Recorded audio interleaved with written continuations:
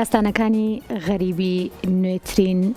بە بڵێم کۆڕی یەکێک لە شاعیرە دیار و ژنە شاعیرەکانی کورد کەژاڵ عەلیە کە لەژێر ئەو ناونیشانەیە کۆڕێک سازکرا وەتیایە چەندین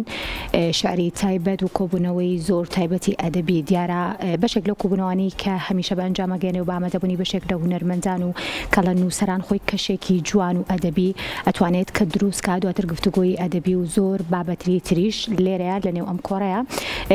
خاتوو کەژاڵ عەلی توانی کە بەشێک لە شعرەکانی خۆی بخوێنێتەوە کەشێکی تایبەت بۆ ئامادەبووان ڕێکخات لە نێو شاری کەرکووکی خۆشەویستە.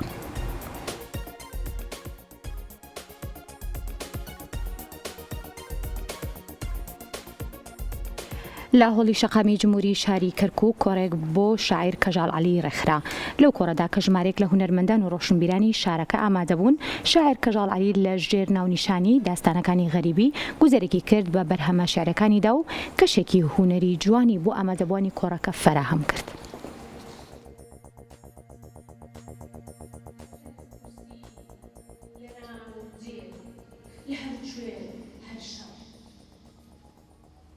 میلی تفنگێک دێنمەوە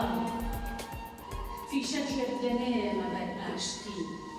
فیشە فرمێسکی تفەنگە بۆ ئاکتی شەیتانی بنین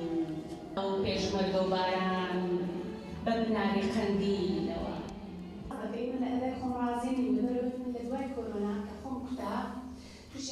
سپاس بۆ ساڵۆنی شەقامی جمهوری ئازیز کە ئەمڕۆ ئەرچی بەڕێوەبردن و پێشکەشکردنی ئەم کۆڕێ منیان گرتە ئەستۆ هەڵبەت بەرکەوتنی من لەگەڵ کەرکووک ئەتوانم بڵێم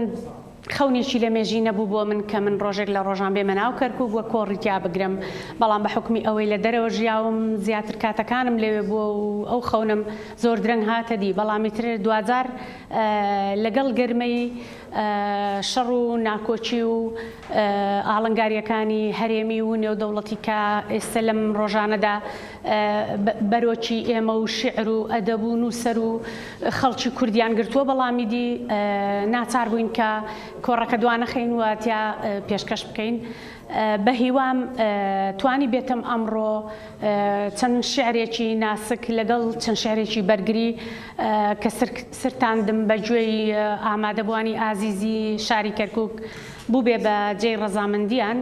و هیوادارم وەکو خواستێکی تاچێکی کورد و ژنێکی شاعیر کە کووردە، هیوادارم ئەم شەڕ و ناکۆچیانەی کە ئێستا بەرۆکی ئەم ناوەیان گرتووە دوجار بەدیهێنانی خەونێکی ئێمە بێ و شتێکی تێدا بێ بۆ کورد و خەونێکی کوردی تیا بێتە دی. دووبارە من سوپاس بۆ ساڵۆنی شەقامی جمهوری کەرکووک و تاک بە تاکی ئامادەبوانی ئەمڕۆ کە لە خزمەتیانە بووم و شێعرەکانم پێشکەشکردن و دووبارە سوپاس و بەخێر بێن.